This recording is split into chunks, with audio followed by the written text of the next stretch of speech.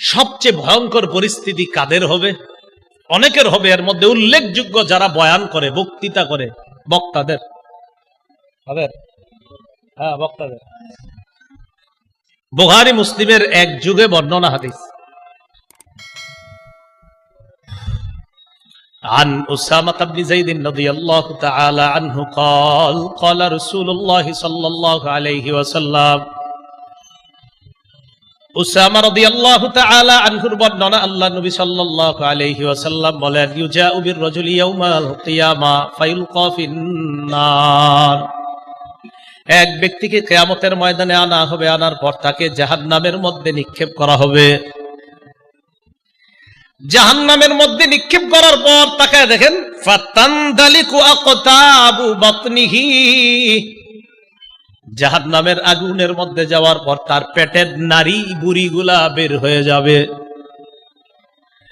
নারী বুড়িগুলা বের হওয়ার পর ইয়াদুরু হাওলাহা কামা ইয়াদুরুল হিমার বিররাহা। ওই ব্যক্তি নারী বুড়িগুলার চারপাশে ঘুরতে থাকবে যেইভাবে গাধা তার চাক্কির পাশে ঘুরতে থাকে। ফায়াজতামিউ ইলাইহি আহলুন নার। অন্যান্য জাহান্নামীরা তার কাছে আসবে। জাহান্নামীরা কি শান্তিতে আছে? অন্যরা এর সান্ত্বনা দিতে আসবে। মানে অন্য জাহান্নামীরা তো শান্তিতে নাই, তো এরা অবাক হয়ে যাবে, ঘটনা কি, এর অবস্থা কা। তাহলে ব্যাপারটা বুঝেন, অন্য জাহান্নামীরা এরে দেখতে আসবে যে ঘটনা কি, এর অবস্থা কা। এই হাদিস আমি পড়ি আর বারবার চিন্তা করি, যে অন্য জাহান্নামীরা ওরে দেখতে আসবে। সবাই তো ভয়ঙ্কর অবস্থায় আছে, কিন্তু অন্যরা ওরে দেখতে আসবে, কি ঘটনা কি, এর অবস্থা কা। তাহলে কি পরিমাণ ভয়ঙ্কর অবস্থা আছে। তো জাহান্নামীরা আয়েশা বলবে, এই তোমারে তো চিনা চিনা লাগে। ওই জাহান্নামীরা বলবে, আলাম তাকুন তা'মুরুনা বিল মা'রুফ ওয়া তানহানা আনিল মুনকার।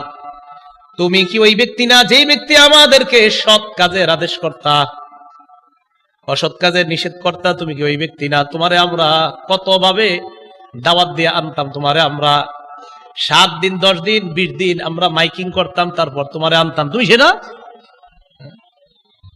আরে তুমি আমগরে নামাজের কথা বলতা, তুমি তো সে। তো বলবে, হ্যাঁ আমি সে। তো তোমার এই অবস্থা কেন? জবাব দিবে, কুনতু আমুরুকুম বিল মারুফ ওয়ালা আতি। আমি তোমাদেরকে সৎ কাজের কথা বলতাম, আমি নিজেই করতাম না। তোমাদেরকে ফজরের নামাজ পড়ানোর ওয়াজ করতাম, এশার নামাজ পড়ার জন্য ওয়াজ করতাম, আমি নিজেই এশার নামাজ পড়তাম না, ফজর নামাজ পড়তাম না, বিভিন্ন নামাজে আমি অংশগ্রহণ করতাম না। একটা অনুষ্ঠান শেষ করে আরেকটাই যেতে হবে, এই টেনশনে মাঝখানে কত নামাজ ক্যাপ করে দিলাম, কাজা করে দিলাম। বয়ানের ফিকিরে করতে করতে 1টা 2টা 3টা পর্যন্ত শেষ করে ফেললাম। অনেক সময় এশার নামাজের কথাটাও ভুলে গেলাম। তুমি সে? হ্যাঁ আমি সে। আফসোস।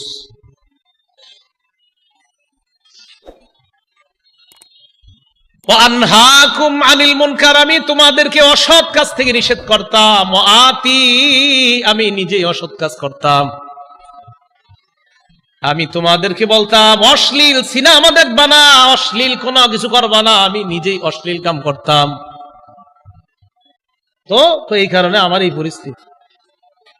আল্লাহ হেফাজত করেন। যারা সৎ কাজের আদেশ, অসৎ কাজের নিষেধ, আমি সহ সবাই যারা দাওয়াতের কাজ, খুব সতর্ক।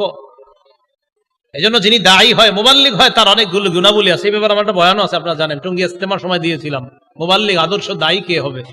সেখানে দায়ীর গুণাবলীর মধ্যে একটা আছে, এটা যে দায়ী যেটা বলবে মানুষকে, সে নিজেও এটার উপর আমল করতে হবে।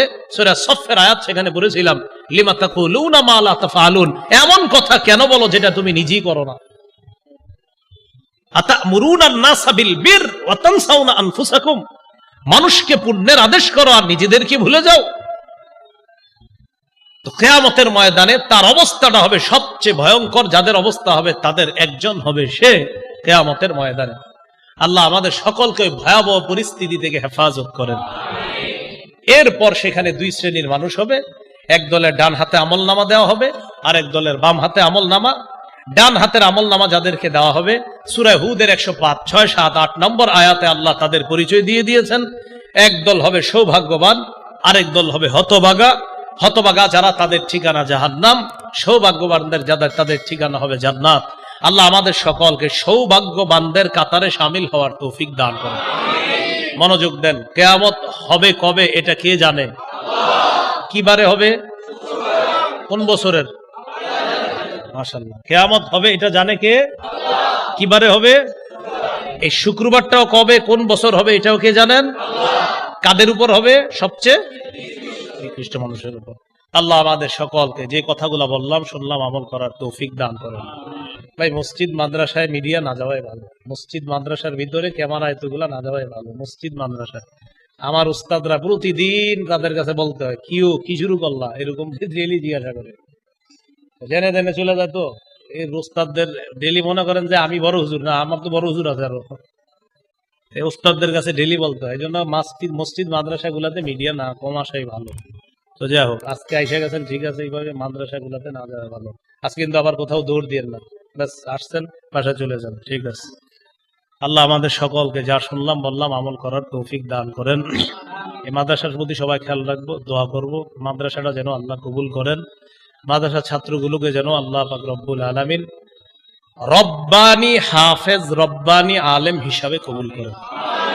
ওয়া আখিরু দাওয়ানা আলহামদুলিল্লাহি রাব্বিল আলামিন। গাজীপুর যেতে হবে আমার হুজুর। হ্যাঁ হ্যাঁ।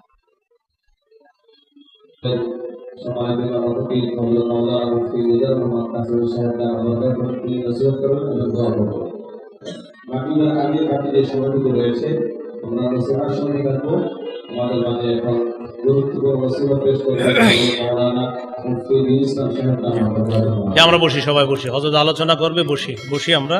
ও এক ভাই জেনারেল লাইনের, উনি মাদ্রাসায় লাইনেও কিছু পড়তে চায়।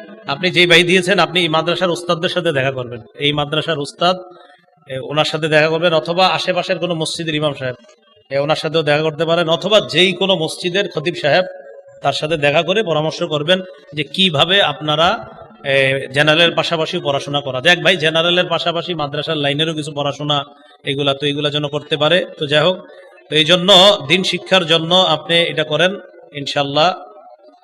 আরেকটা বিষয়, ঠিক আছে, এই জন্য দোয়া করবো, আমাদের সাথে একটু পরামর্শ করবেন। মোবাইলগুলো সাবধানে রাখেন সবাই। জি।